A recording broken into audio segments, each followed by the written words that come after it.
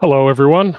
Thank you for joining today. My name is Todd Rains, and you're in my shop here in Allen, Texas. So it's a little warm in the shop here today. I think I said last time I need to re-insulate my walls and stuff, but we're sitting up probably 100 degrees outside, 1 o'clock in the afternoon. Probably hit 103, 105 today or something like that, I think. So hotter than something. I don't know what. So anyway, we'll get on with the show a little bit here. A few people to say hi to and thanks. So we got I said a few in the beginning at the intro. David's here. Glenn Crandall's here. Thank you, Glenn, for joining. Appreciate it. Local club member Dick Koch. Mark, thanks for joining from Tampa Bay area. Scott from Virginia. So. Philip's across the pond. Thanks for joining, Philip. Good to see you here. Temple Blackwood. Nice. Good to have you all here. I got, sorry, I'm trouble seeing there for a second. Ward from Arizona, the west coast of Arizona. Gordon, good to have you here. We'll see you in a couple of weeks and stuff like that. Gordon brings up a thought in my head we'll talk about in a second. Rick and Ken and Bob and James. So thanks everybody for joining in today, and feel free to drop comments in the chat, whether you're on YouTube or StreamYard or Facebook. We'll look at them here, and if you got questions, ask those, and we'll hopefully, if I can't answer them, we'll answer them as a group, hopefully. So chime in if you got thoughts or opinions or answers for questions that come through. So Cindy's got a good question. Who is going to SWAT? So I am. I know Cindy will be there. Of course, my wife and a few other folks, I'm sure, are going to be there. So we're looking for a great symposium. It's August 22nd to the 24th. We'll talk more about that in a little bit, but let me just click through here on what we're looking at here today. So all things wood turning. I didn't get a chance to do a graphic today. In fact, this is all about tailstock maintenance. Well, it's going to be just a little bit about tailstock maintenance, and I'll explain that why in a little minute here. But we'll do a bit of turning here as well today. So I've got plans for maybe a little bit in this one and some in the next episode. Which, by the way, 2 weeks from today is the 22nd, which is the first day of SWAT. So I won't be here in my shop. I will be in Waco, and I hope to go live Friday afternoon, roughly the same time. It may not be exactly the same time. So stick to your emails. Hopefully you get a notification when I go live. We should have them on the same StreamYard and YouTube and Facebook. But yeah, so give us a bit of leeway next weekend. I'm sure Cindy's gonna go live at SWAT. So watch for that. We usually do that each year at SWAT. So that's something to look forward to in 2 weeks. As I said, today's topic is a bit about tailstock maintenance and a little bit of turning today. So, and I've got some plans. We'll talk about those. Here's how to get a hold of me if you need anything. Everybody knows QR code for the newsletter.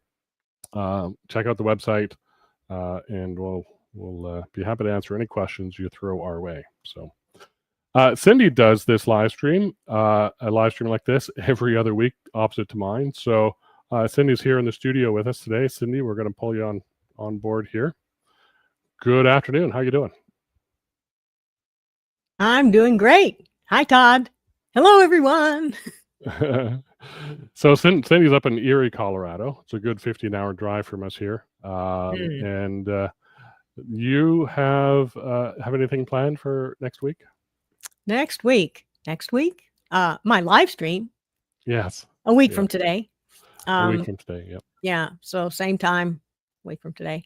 I'm going to be at SWAT. That's kind of my focus right now. Is SWAT. Okay. Well, SWAT is the weekend after.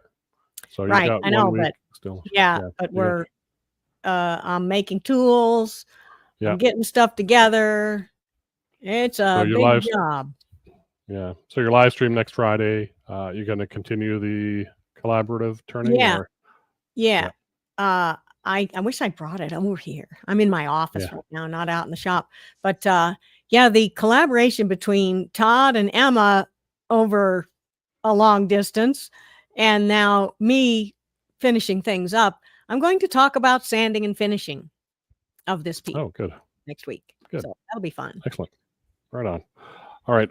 The week after that, like I said, is 22nd start of SWAT. So that should be lots of fun.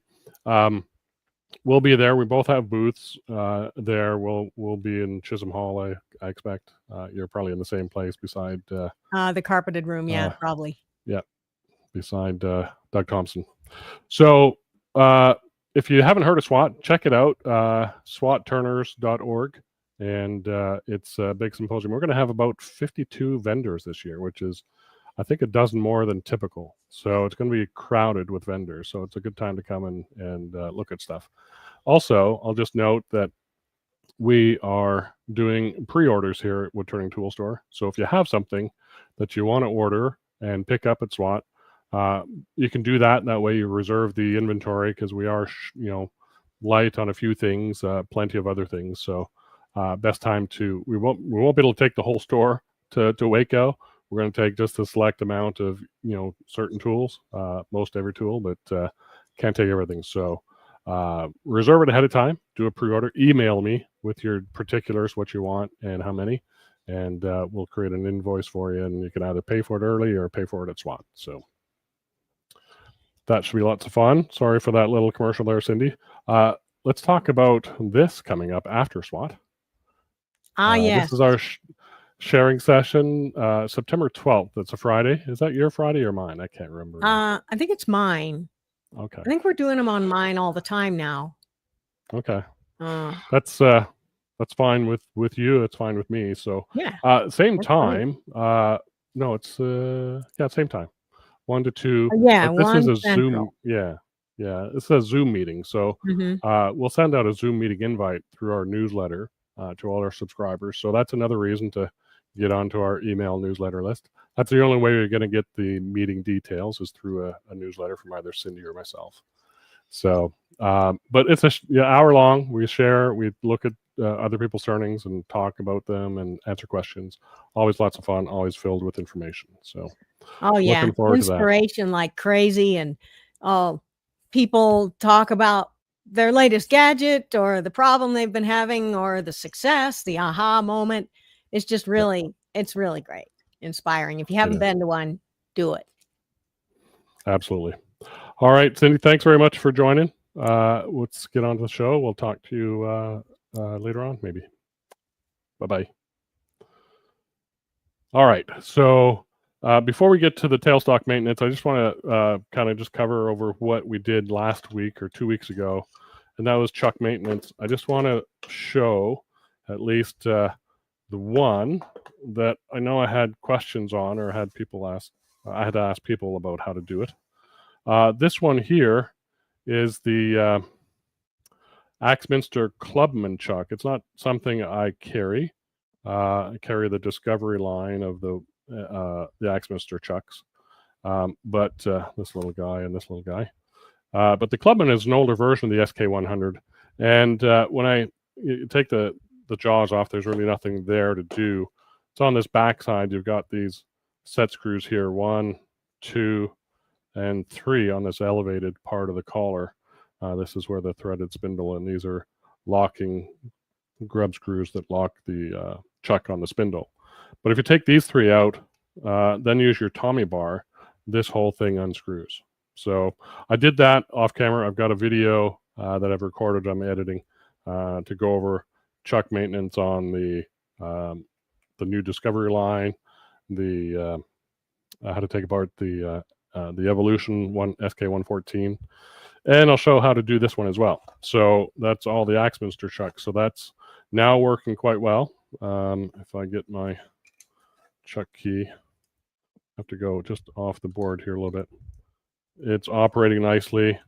This one is a open back, so I just used a little bit of lubricating oil or penetrating oil underneath this ring.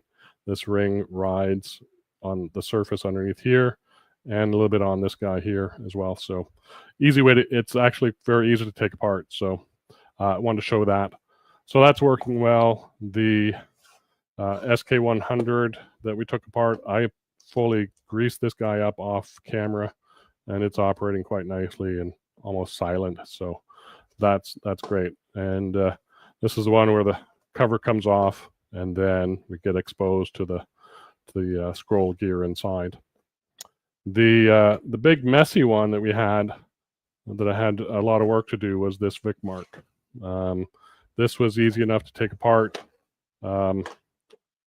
This cover comes off, pull out the roll pins, pull out these pinion gears or bevel gears, and then pull out the C-clip or the spring clip, and you can take everything out and apart. So this one I had a lot of stickiness with using it, because I had both metal and wood shavings in there. So I had a lot of work to do to clean up the dovetail ways that had some burrs of metal in there, kind of marring things up. So I took my little hone, this little 1/4-inch half-round hone, the flat side, and kind of honed up these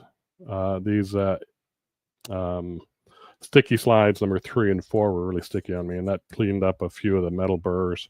Now this operates very nice, packed it full of grease, and it's working well.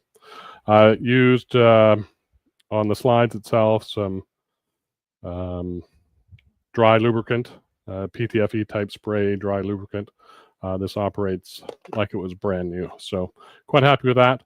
So I'll put all these guys up and away, and we'll have a more complete video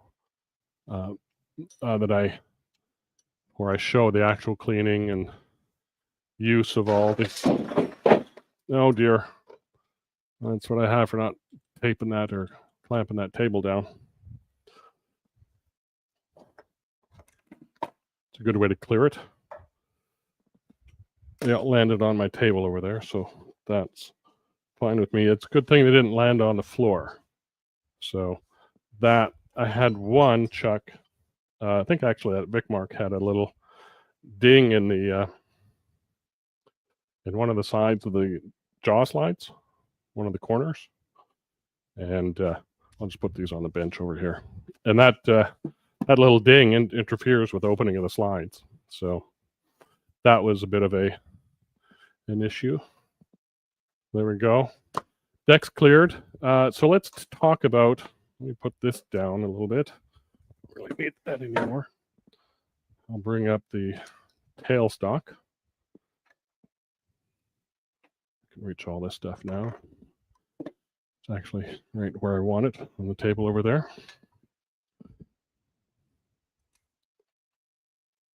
So here's the tailstock. I'll bring it right in full view. Maybe back this out just a little bit. So this is a robust American Beauty lathe. Previously I had a Powermatic lathe, and getting this on and off was a bit different. Let me just see if I can get a good view on that, or better view on that. Maybe up there. It's pretty good. All right. This end of the tailstock has the crank wheel on it. It has a little handle here, and there's a little hex nut here. It looks to be about 1 inch in diameter. That would have to come off. This side comes off with I don't know if I've got this guy focused on it. Might be able to get this in a little bit closer. And this handle has a hex screw, grub screw right in here. You can loosen that and take that off and take this off. I haven't been able to do that today, and I'm not going to be able to do that today. So I won't be able to take out this part of the lead screw. And I don't really need to. This thing is turning very nicely. It's nicely greased. I'll show pulling this guy out, and we'll take a look at what that does. But I was hoping I'd be able to get this whole assembly apart. I am not able to at this point. I don't have the right sized wrench and tool. So we will take a look and maybe address that at another time. Wrong camera. So to oops, sorry, I'm going the wrong way here. Widen this out a little bit. Get a bit of room. If we just crank this out, and this is cranking very nicely, so I don't have any problem with the action of my quill. What I did have was a bunch of rust on here, so part of the reasons why I'm kind of changing up a little bit what we did, or what we're going to do today, is I came up this morning to try and figure out how I'm going to do what I'm going to do to you for today, and I ended up doing it. So I ended up cleaning this morning off camera, and but I'll show you what I use. It's very simple and easy to do. I ended up putting some black inside the marks here so I can see it better. But if you keep cranking, there's a stop sign right here, and most lathes will operate this way. I know the Powermatic did the same way. I can't say it's the same for all lathes because I'm not sure how they work, but this is mostly how all lathes work. And once you get that far enough, this guy will, let's see if I got just enough clearance there. This guy will come out. So this is the quill, and we've got a section that's Morse tapered right here. That goes down about 2.5 inches, and then it's step drilled. The rest is cleared open. And then they've inserted a brass or bronze, I'm not sure which, threaded insert here to thread onto the lead screw. So if I feel in there, that's full of nice grease. Looks like it's a bit dirty, but I think it's a darker grease. And when I feel inside here, I'm getting at a bit of dirt and grime and stuff. So that part we could clean out. And I won't show all of it today, but there's some tools you can kind of get in there and clean it out with. But it's not that bad in there. So this whole area is pretty clean. If I reach further, I can reach my finger onto that lead screw, and there's more of that grease. And I can't show you inside here. I don't have a camera at that angle. But if you could, there's a screw about this long at the end of this shaft. And as I screw it out, it threads on there, pulls this in and out. So that's as simple as that works. And we've got, I guess that's how they attach the bronze insert with some roll pins. This slot here is for this locking mechanism here. So there's a little keyway right there. So you have to line that up to get this started back in. And there we go. And if we push it all the way to that lead screw, we put some pressure on here and wind it back in. It's now attached, right? So it's now caught at least one thread on that bronze and that screw in there. So, and as I said, since this is running very free and loose and easy for me, I think this is a great action. I don't need to go and pull this out right now and clean it. That was sort of my intent today, but I need to maybe ask Brent at SWAT a little bit better how to take this off, because if I crank this all the way in until it stops, this is where it would eject a Morse taper device typically, and get it till it stops there. That locks this, and I can maybe undo that, but that's going to crank this over, and I'm not sure what damage it might do to that bronze thread adapter in there, that threaded insert. So I want to be able to lock this off without cranking this down, and that's some questions I need to ask Brent. So, and he may have insight. You guys may have insight. If anybody's done this before on a robust, add that comment into the chat, and we will certainly take a look at it. So I'm just going to grab my trackpad here and check the chat. Bear with me a second. Let's see.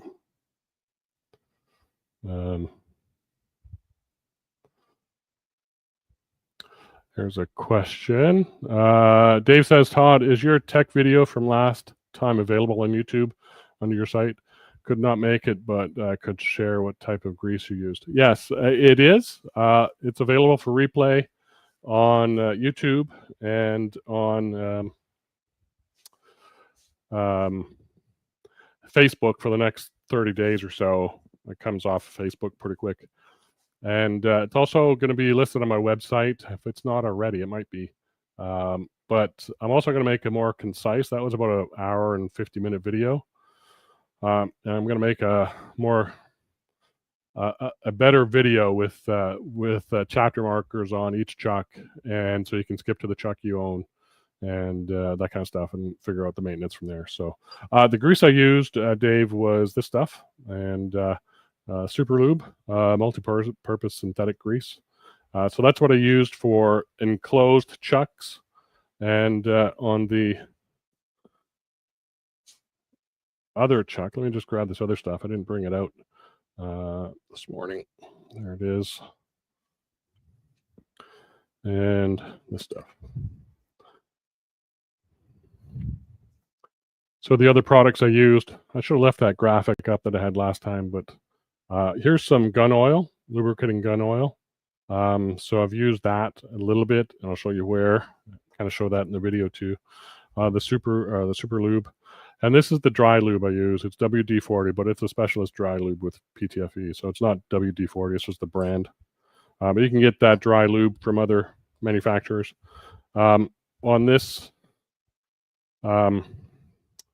open chuck like this little GK88, when I pull this body off and access the scroll rides on a metal surface in here. And that's where I'd put a little bit of oil. It's kind of encased underneath the scroll ring there, and captured by the scroll ring on the backside. So that's where I'd oil on these slides. I want to keep these slides clean. So these I spray with the PTFE, the dry lube.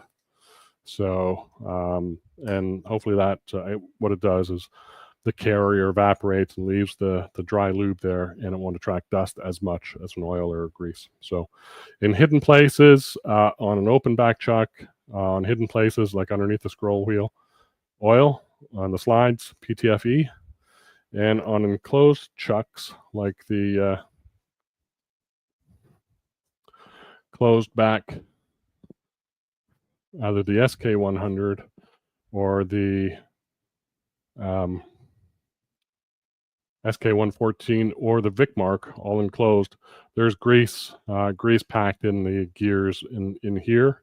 So that's where you use the Super Lube in enclosed back chucks. But I don't use grease on the enclosed open backed chucks. So that's just going to attract too much grease.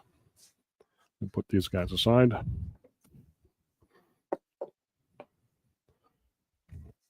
All right, good question. Brake parts cleaner is an excellent solvent for cleaning chuck parts. It comes in an aerosol can and readily available. Yeah, I use this stuff I got from department store. It starts with W. It's called Purple something, Purple Power. It's a degreaser. $4 for a little spray bottle. Real cheap. It works well. I showed it on the video. Well, I didn't show it in the live, but I'll show it in the video I'm hoping to put out. Thanks, Cindy, for posting the place to find the live streams.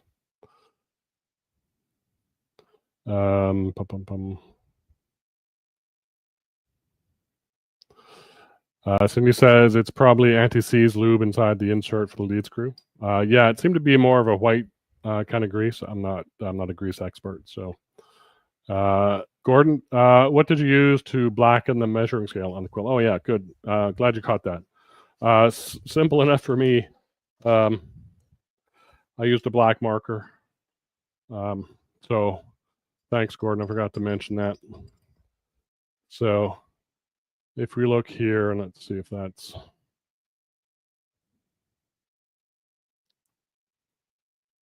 let me see if that's focused. I've got to do that. Yeah, looks focused. I simply took a Sharpie and I kind of drew in the marks, and I'll do a little bit here. I just kind of get the chisel tip kind of broken in there and down in the I had a few spaces out here that were kind of missed. So you get some overspray or overwriting, if you will. So there's one I missed right in there. And this one's kind of missed. These ones are kind of missed.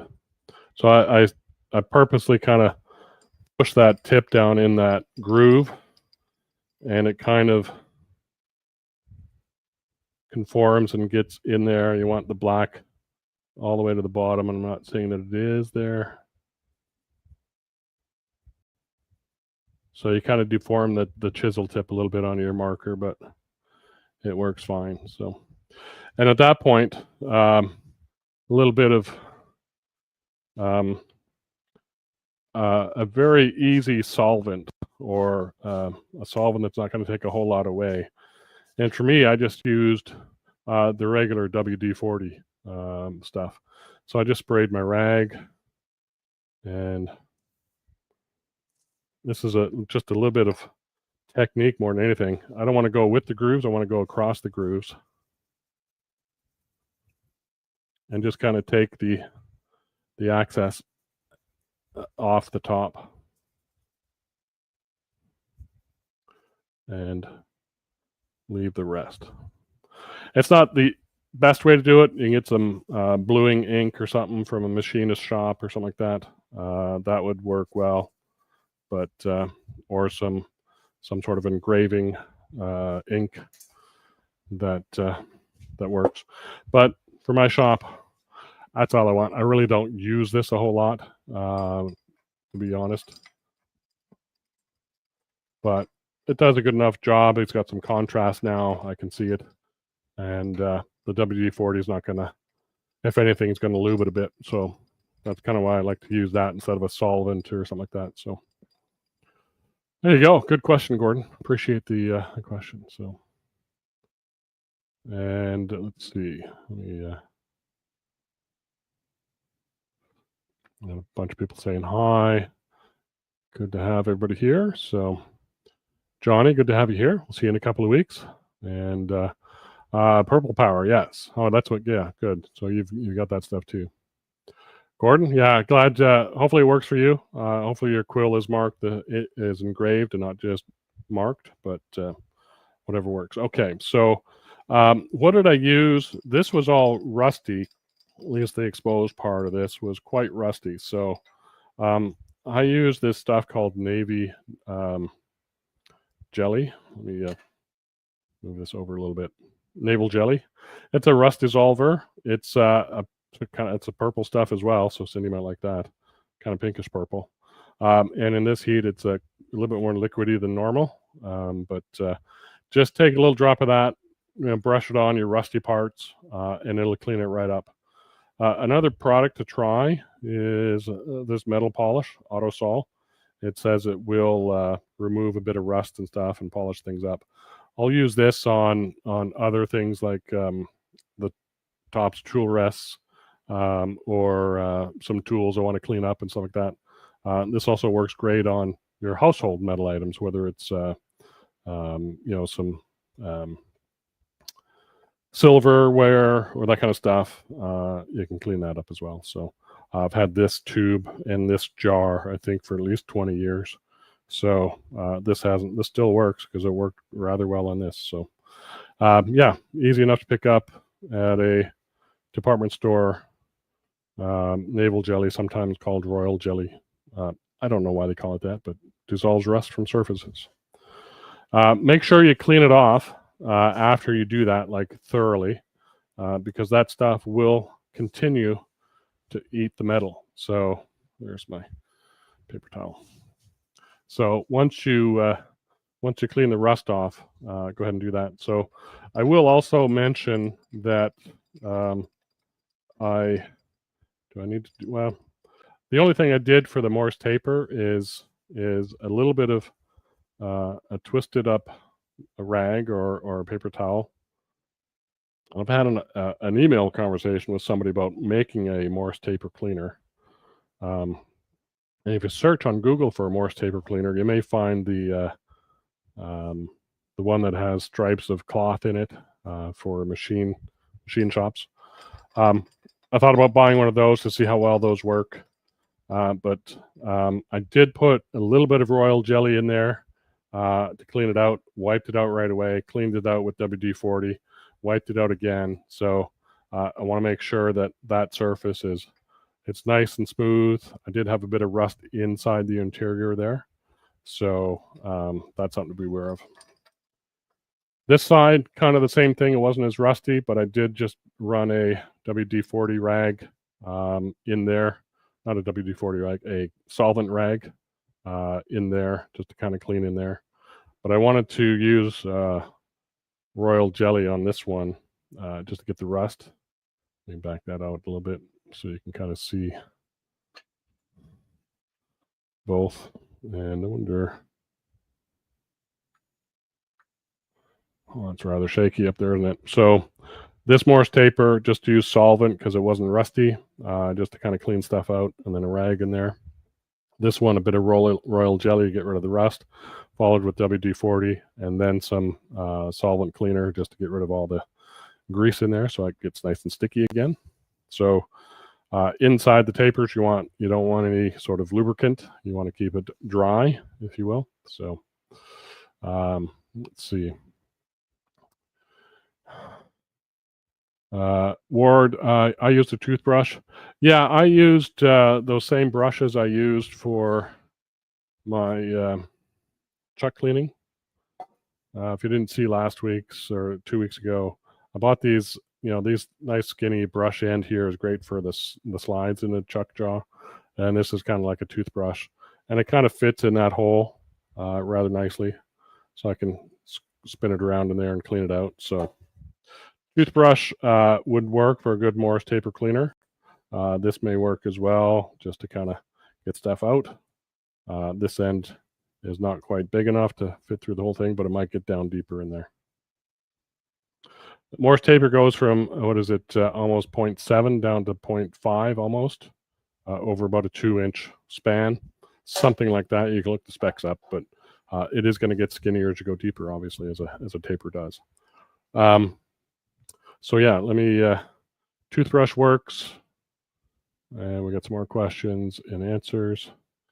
Green weenie works as well. I guess that's, Gordon, I guess that's a rust remover, or sorry, grease degreaser. There was a plastic MT cleaner tool that was no longer made. Yeah. This is one that a friend of mine 3D printed, and it's basically kind of like that sort of thing. It's a number 2 Morse taper cleaner. I just don't know that it really does anything. If I turn it the right way, will the stuff go in or out? So I'm just not sold on this. It's never really worked. It's hard PVA plastic and stuff, but it's a great idea for a 3D print. This was printed probably 4 years ago, so maybe something we look forward to in the future. I'm not sure where my friend Steve found this one, but you can probably find them on Thingiverse or Printables or something like that. So Mark asks, I wonder if a brass brush from a gun cleaning kit would work in a Morse taper. So there is something I didn't bring out. Let me see if I can grab it here. So something I learned from a viewer years ago. when I did my tailstock cleaning on my Powermatic, probably five years ago now. And you can see I haven't done it since because it's still in the package. This is a shotgun, 12 gauge shotgun tornado brush. So you can stick that on there, and these sort of metal or things are about the size to fit in a Morse taper. I haven't done this yet. Let's just open it up since it's here.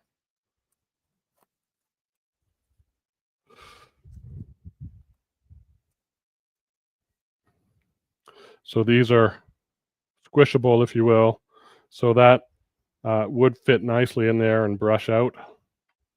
So I'm not going to stick it all the way. I need to get some sort of adapter on there or a drill or something like that and drill it in. So that would work if you got to really do some heavy duty cleaning. But otherwise, I think it's it's a good idea. I just haven't used that enough. So that's a good thought as well, Mark. Yeah, there you go. Number 10 shotgun brush works. So Wayne has a comment or a question. When I'm not using anything in the Morse taper in my tailstock, I always put a round magnet over the opening to keep dust and chips out. It's a good idea, actually. I've got a sort of a rubberized version of a magnet here, and I suppose I could put it over that. This one has a screw hole in it, so maybe not the ideal solution, but I get what you're saying there. The other thing, too, is to make just a wooden Morse taper plug and stick it in there. So that would work, too. Cindy knows a guy who has a patent on the green weenie Morse taper cleaner. Oh, nice. Oh, that's what the green weenie is. That's one of these things. Okay. Interesting. Philip uses a bottle brush. Yeah, that would work. One of those large test tube cleaner brush would work, kind of thing. Yep. Works great. Yep. Here's the URL for the cleaner you're talking about, and emailed me, Todd. Yeah, that's the Big Kaiser one. Yeah. So thanks, Wayne, for putting that up there. Yeah, Wayne's the guy I've been emailing back with a little bit, talking about Morse taper cleaners. And this is the one I've kind of pointed to that I was looking at. So take a look at that. I don't know how it works. I haven't tried one, but that is out there. It's a little more expensive. I think it's $25 or something. So let's see.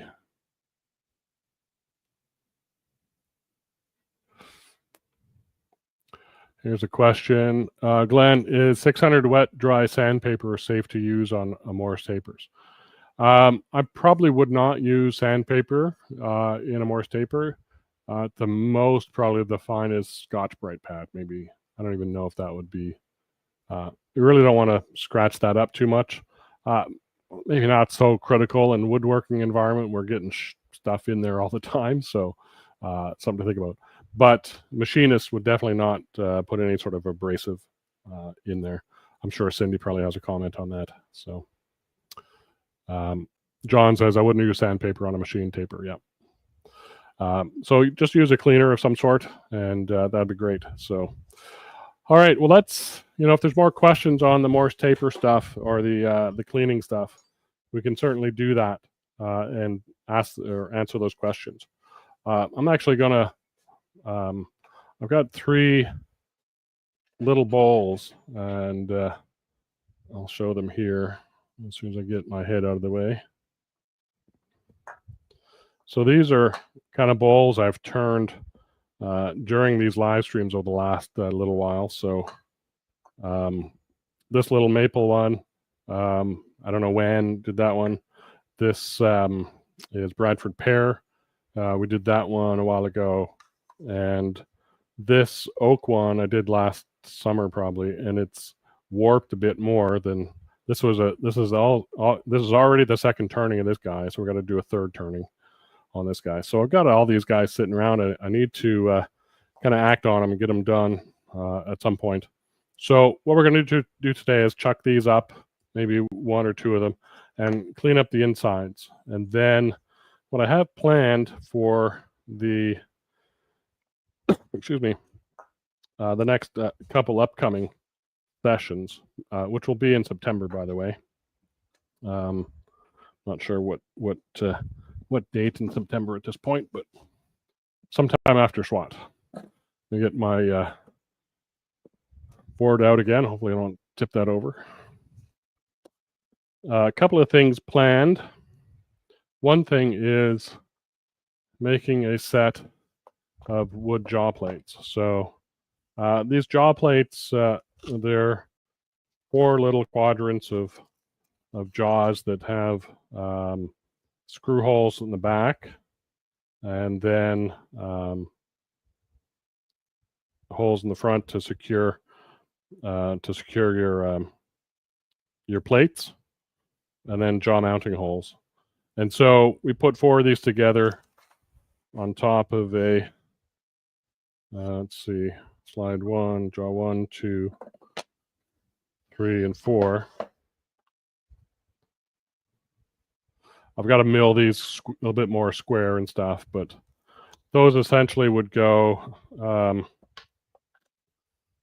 3, 2. I'm not sure if I got this in the right order, to be honest with you. I just laid this out earlier. 1.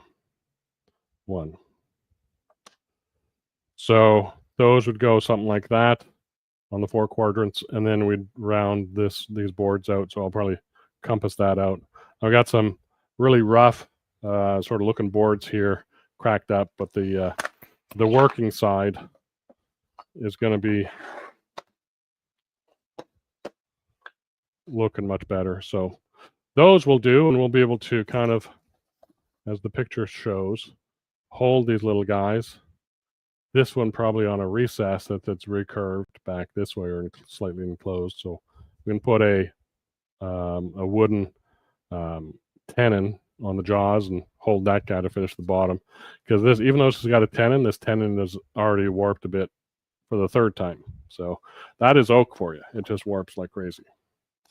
And then these guys we can mount on there and get this bottom curve in a better shape, clean the outside side as well a little bit better, and same with this one, take the foot off.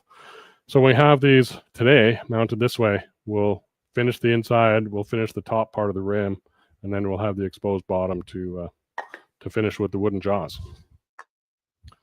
So that's plan for September sort of live streams. Probably 2 sessions doing that, 1 making the jaws, 1 using them. So, and then I've got these, I was cleaning up the shop. Horrible thing to do, right? Clean up the shop a little bit. And I found these, I was changing on my sandpaper storage, my sheets sandpaper. I found these stick-on disc. I've got 100, 150, and 60 grit. So these I have on wooden sanding blocks. But I thought, well, I could maybe 3D print some faceplates, 6-inch diameter faceplates, and have 3 different faceplates for 3 different grits, and make those out of plastic. I can make them out of wood, but I want to just experiment a bit more with my design skills with 3D printing, so we'll do that.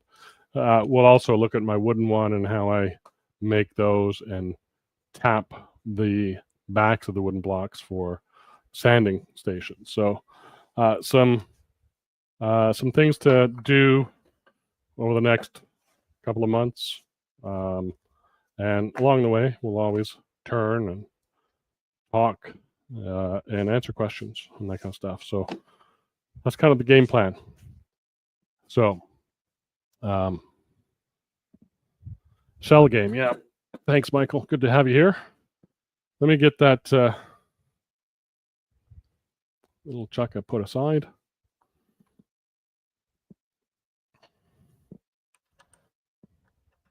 This is the little GK88 chuck, and I just got the hollow form or the deep grip jaws for that guy. So we'll use that guy, and I'll put it over there. Put these things back out of the way.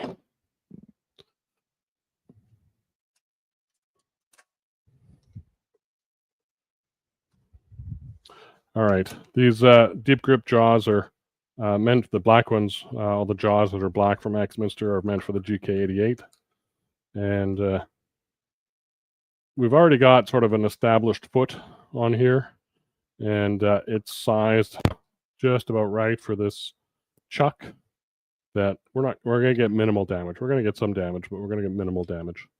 So now we have access to the inside, the outside a little bit to finish up turning that guy. So let me grab my tool rest.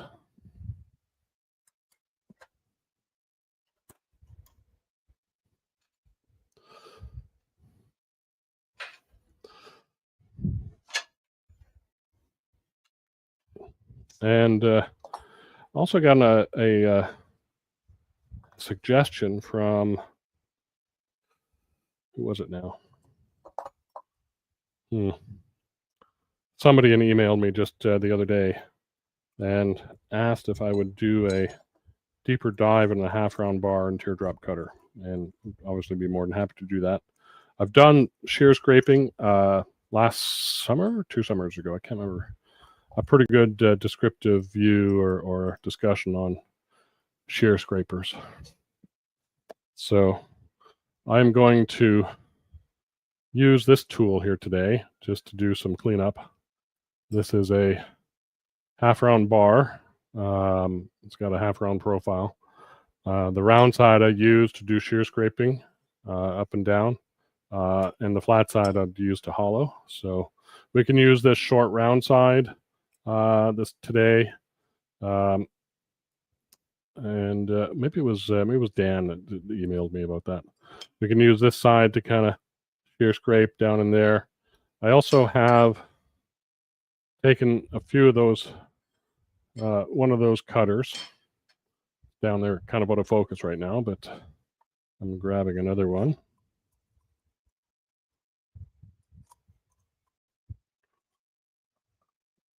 And I've put a slight negative rake on it. It's hard to see that, and see if I zoom in. Yeah, you can kind of see there's the negative rake on that top bevel. It's really short, but that gives me a negative rake scraper, so I can go in flat. And I may do that here. I think I may clean this up a little bit with a regular scraper. So this teardrop scraper is it's T1 high-speed steel, and its shape. This one is a little older, so it's a little shorter, and I need my adapter. This is I think I mentioned earlier I did a demo on Monday. Maybe I didn't mention it. I mentioned that to Cindy off air, sort of thing. So all my tools are kind of recategorized or reassembled specific to that demo. So having to get things reset up. I've got let's use that one. Putting it on a handle.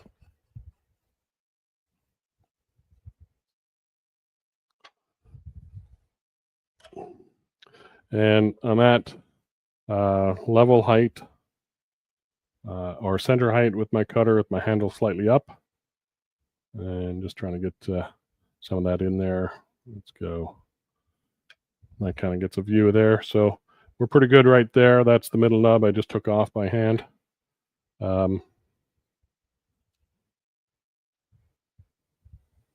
Safety glasses, I got those.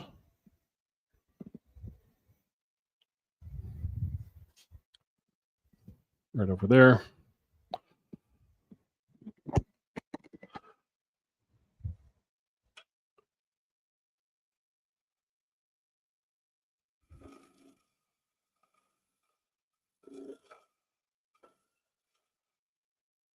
So just a bit of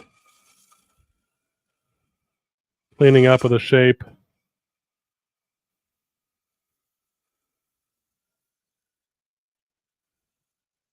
Just kind of going back and forth until I don't hear that bounce like I hear there. And the chips are flying because I got a fan on behind me. A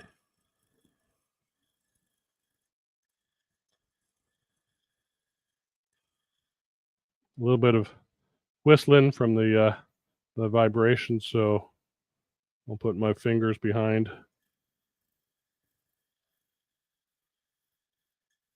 Try and stop that a little bit.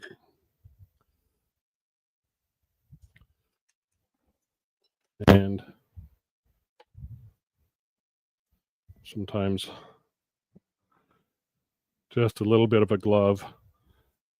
This is suede leather on the back there, so that's kind of nice to have back there to stop the burning of the skin.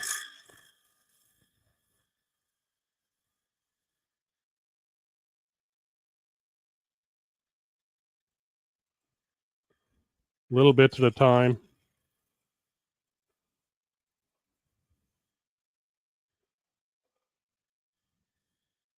When I did this one originally, I think I pretty rushed through the coring of it pretty much.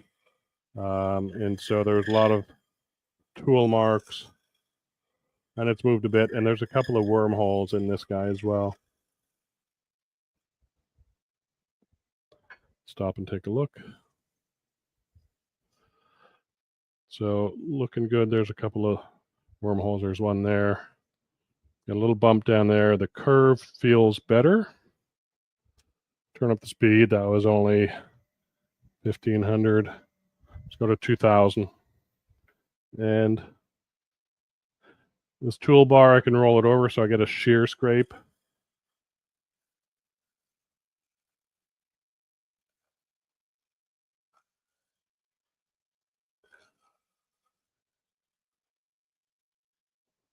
And there's that bounce again.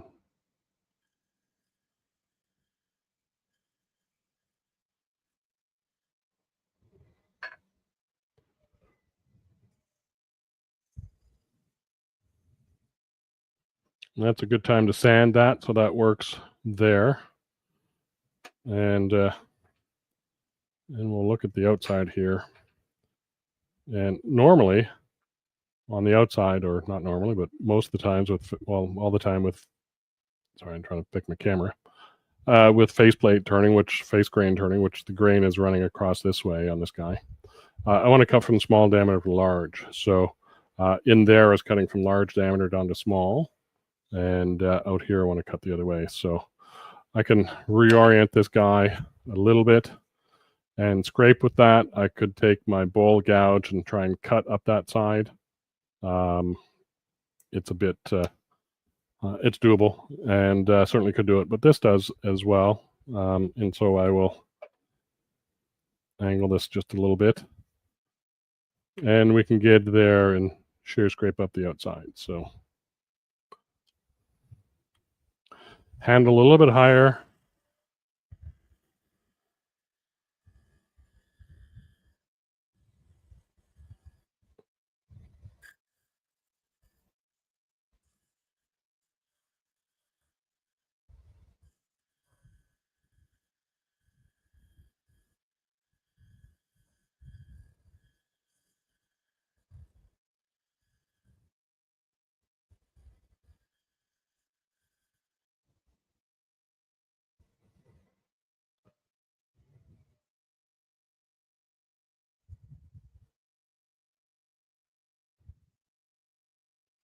Wonder if I can, what do I have out? I have this round negative rake scraper. I could use that on the outside and hold the inside. I could have used that on the inside as well, obviously. I don't have my other, what do I have for gouges out here that are sharp? Again, I didn't prep. Well, I've got a spindle gouge. So that might work up the outside as well. I might be able to get a trajectory in the last little bit with that. So let's try that. That's going to be left-handed, so that's going to be a little difficult for me. I have to move couple of things, magnets out of the way, and my speed controller, and I can get my tool on there from about here on up. All right, let's try that.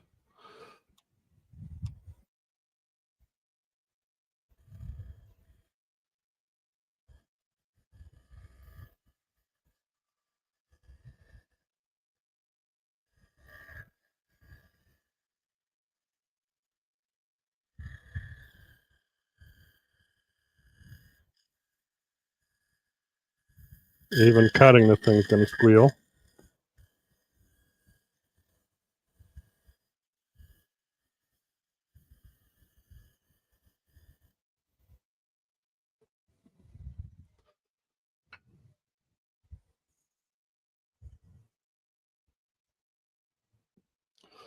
I feel I still want to scrape that now a little bit.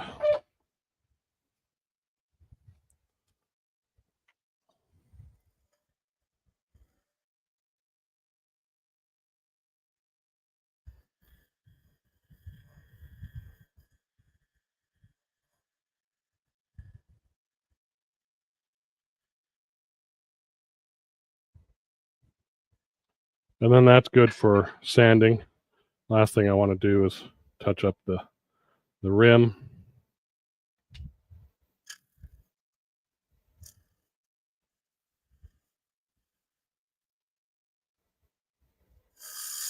Probably should have done this first, actually.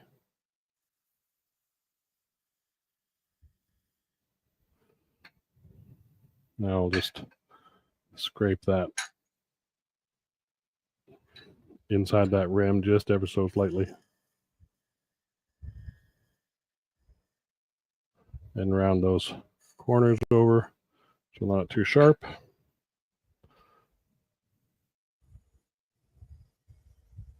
And we could sand that. I got some chatter. See, this is nice pattern in there. That's chatter mark, so that needs to be redone. And that's from that squealing. Don't have much of it on the inside, so I can hold a rag on the inside and clean up the outside. And we got plenty of room in the bottom to take from here on down off and redo that foot. What do I have? I got my other glove. So, and I've got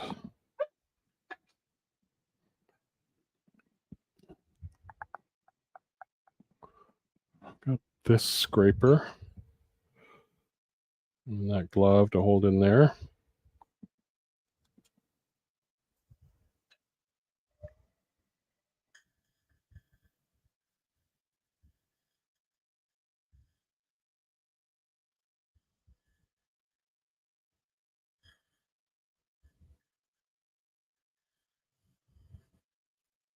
There, that's better.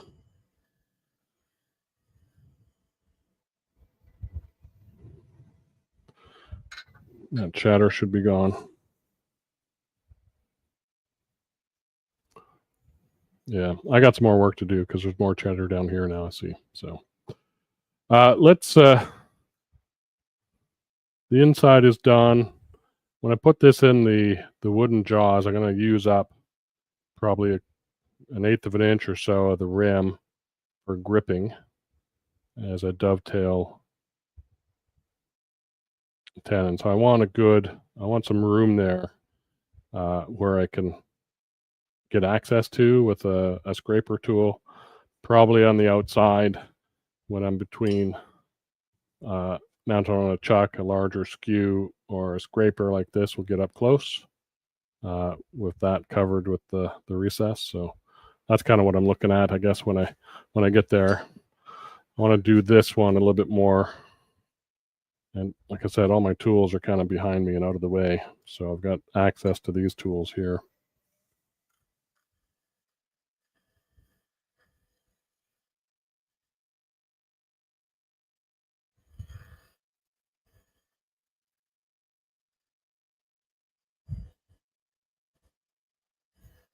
taking some material away just to get rid of those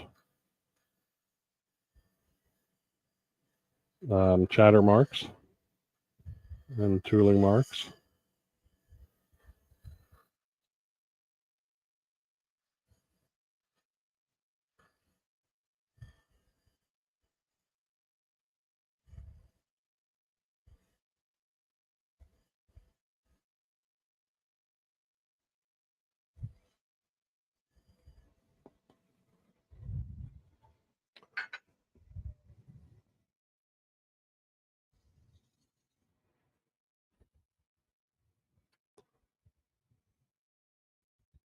That's good. That will be ready for sanding.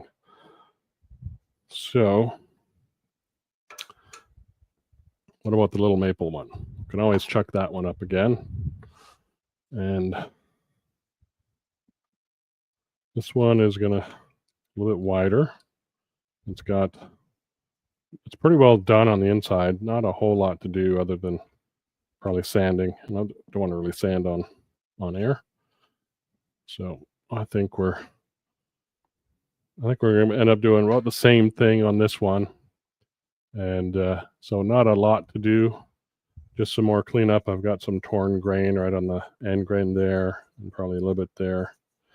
So that is kind of what I will do in the meantime until we come back in a few weeks to build the jaw plates, so the wooden jaws, and then we'll have these guys to mount up and see how we create that recess on the wooden jaws to hold something of a specific size. And luckily, these two guys are, oops, wrong thing, Todd.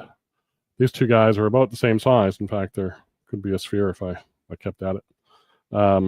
So these will use the same jaw recess, if you will. So that'll be nice to have a specific size of recess in a collapsible jaw that's going to not damage this wood. So that's it, I think, for this time. So let me just double check the comments, make sure I didn't leave anybody out. Cindy had a comment, even the narrowest of top bevel gives the same effect as a wide one. Yep. Top bevel gives the same effect as, yes, on a negative rake scraper, yes. So the, I didn't get to it, but this guy that has that negative rake versus how wide that top bevel is. Same effect. The different angles will have different, so this is, I think, 35 degrees in the bottom bevel and 10 on the top or something like that. This is 70 and 10, so 85 or 80 degrees versus 45 degrees included. Differences in how they cut, probably differences in how they sharpen. So those things to decide upon yourself if you're using negative rake scrapers. This is what I need to do. Jack, skew scraper works well on the outside. Yep. I need a wider one than I have here. I just don't have access to it right now. So, but yeah, that would work. Absolutely. Good. Michael, thank you. See you in a couple of weeks at SWAT. It's 2 weeks away today. So good stuff. Thank you, Philip. Thank you, everybody, for joining today. So appreciate it so much. And what I am hoping to throw up on the screen is a thank you for watching. And we'll see you next time. Till then, have fun in your shops. Stay cool. I am beginning to drip. And sawdust is sticking to me, so not fun. Stay cool and be kind to one another till we see you next time. And bye for now.